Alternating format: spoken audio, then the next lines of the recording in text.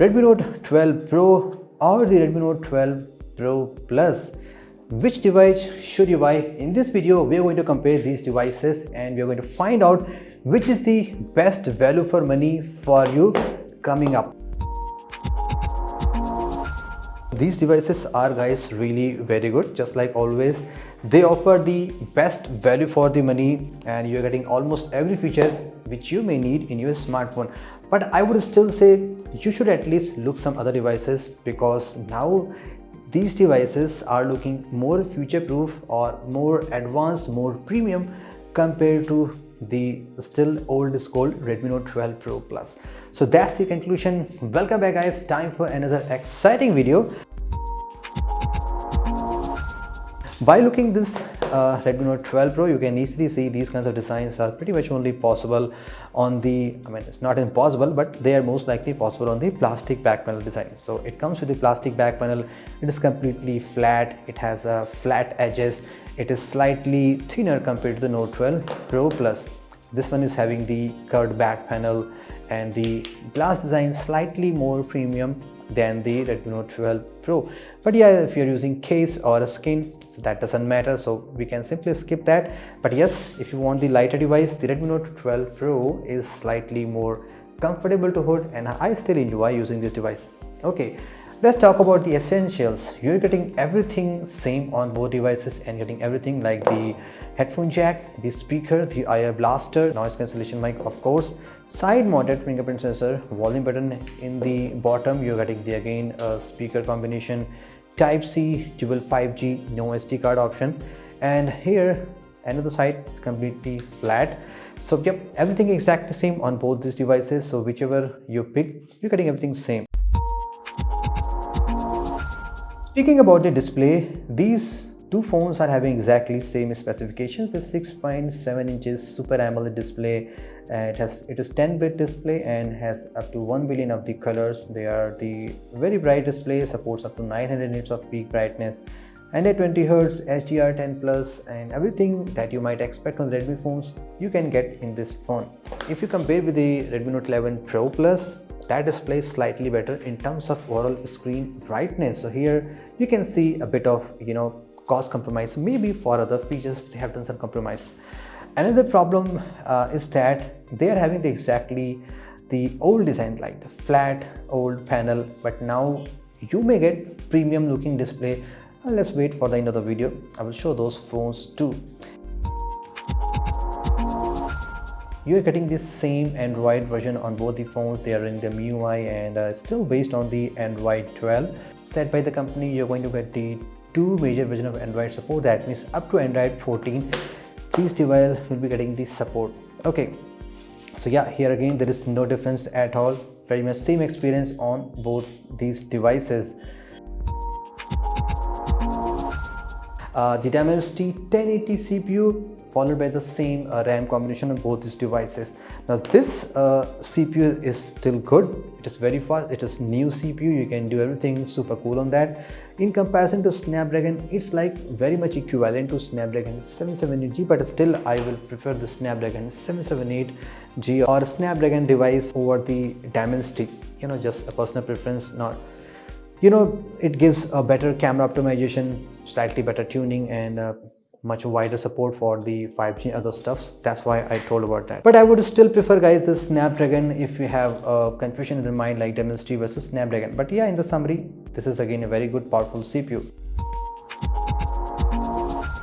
The main area where you can spot the difference is actually on the camera. By looking on the design, like both cameras are nearly same. This one is having a slightly bigger camera ring because the Redmi Note 12 Pro Plus comes with the 200 MP camera sensor, while the Redmi Note 12 Pro is still having the Sony IMX766. So we have done the same camera comparison like between these devices. You can check out that video. I'm just going to summarize in the summary what is the exact difference between these two sensors. Okay, first difference, number one, if you want the more natural looking shot, you can get that on the Sony 50 MP sensor on the Redmi Note 12 Pro, while this Samsung sensor, as you know, slightly boosted, slightly vibrant. Nothing wrong, like it looks good. It's again your personal preference, what kind of photos you are looking for. Another advantage is with the Note 12 Pro Plus is having the larger megapixel. You can take photos and you can do better crop, better zoom, you can find out better details. That's the another advantage. And another place where you can find the real advantage is in the low light. When we compared the camera, we found out that the latest Redmi Note 12 Pro Plus 200MP sensor is performing much better than the older proven 50MP Sony sensor. Even we have compared this to with the Samsung Galaxy S22 Ultra and the iPhone 14 Pro Max. Like comparing the price difference, like the Note 12 Pro Plus is performing very good. So yeah, that's the difference. These are the main difference between the 50MP versus 200MP. But I don't think so like it's still deal breaking. Yes, I forgot to tell you, the one cons of the 200MP sensor is that since this one is having the mid-range CPU, the 1080, you may face this kind of situation where you're trying to take photo and photos are not getting saved or snapped super quickly. You need to give at least 3 to 4 seconds of time, then they can process and save the photo. Yeah, if the same camera sensor has been used on some super flagship CPU, it performs instantly very well. So that's again a cons of having the more megapixel. Talking about the video capabilities, both phones can film the 4K 30 FPS. The good part is that they are having the OIS support on the both phones. So again, in terms of video, not a major difference at all. Yeah, a bit of color difference because both sensors are different. Other two sensors are the general free of the sensor 8+2, which you get on most of the phones. So not going to talk much about that. And in terms of RTO output, both devices are having the exactly same CPU. Let me give you a quick demo.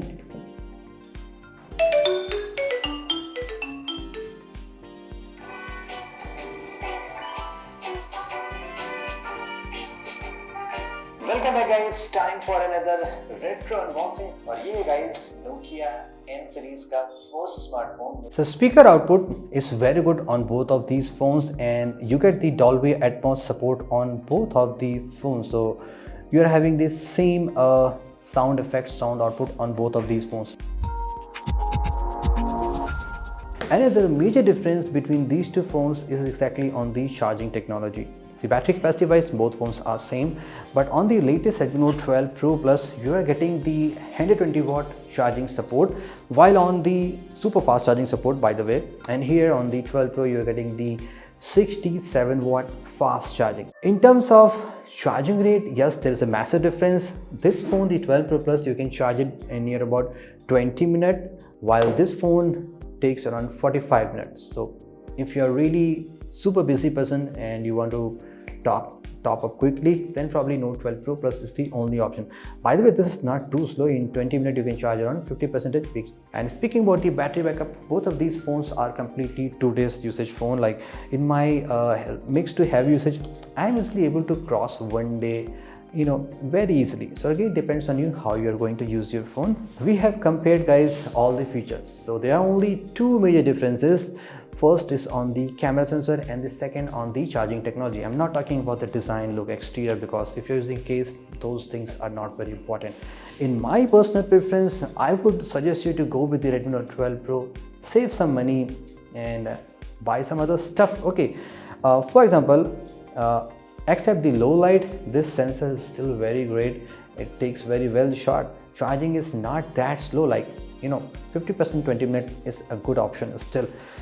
So again, rest depends upon you guys, but in the conclusion, as a final thought with the Redmi Note 12 series, I would say like, yeah, they offer you a lot of good value for money option, but I think when I'm looking some other devices which are being launched recently, for example, the Infinix Zero Ultra and the Realme 10 Pro Plus, they feel premium, they feel futuristic, because as you know, the flip and fold technology is getting cheaper.